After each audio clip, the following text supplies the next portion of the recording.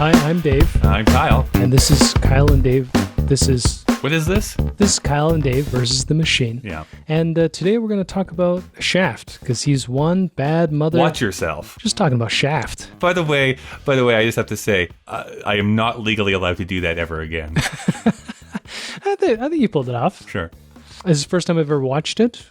It was very interesting, even though everybody knows that classic song by Isaac Hayes, and they've made how many remakes did you watch? They have made 2 additional remakes, and there was 2 more films in this original series. So yeah, there's been 5 Shaft films. It's kind of a big deal. And as you can find out if you listen to our full episode, directed by a very, very important black photographer and sort of like a civil rights icon, we enter the world of Blaxploitation, so we do embarrass ourselves when we speak about this movie. Overall, I think thematically super important, but as a film, I had trouble kind of keeping up with it. What about you, Kyle? I was much more positive. I think that the content of this film is great. I was really in it the entire time.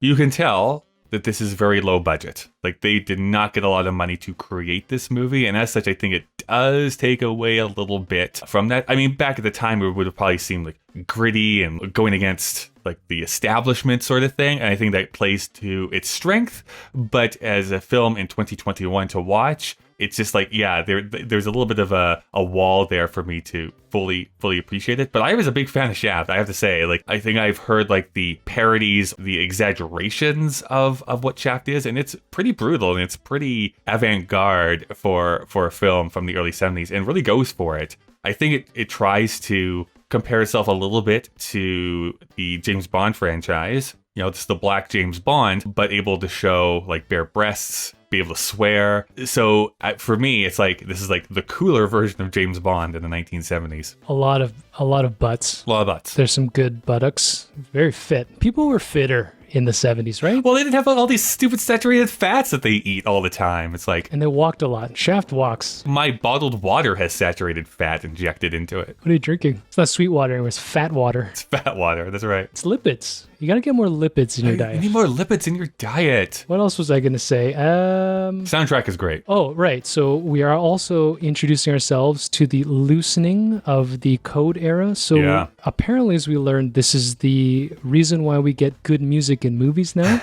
Yeah, it really is true. That's weird, right? That wasn't a thing. Actually, that is an interesting thing to bring up. The music specifically, I'm sure that there's other movies you could point to, but if you do watch like a lot of stuff from 50s and 60s, there's obviously like a score being to it, but like popular music being brought in doesn't seem to be a thing until we get to like this point in time. And we'll discuss too, or this episode or another one, how that's influenced our historical picture of what it was like to live in the 50s. Yeah. I just assumed everybody listened to fucking Rodgers and Hammerstein. I mean, you give me some names. Hey, come on now. If you were not a teenager rocking out to the original cast album of Oklahoma, then what were you even doing?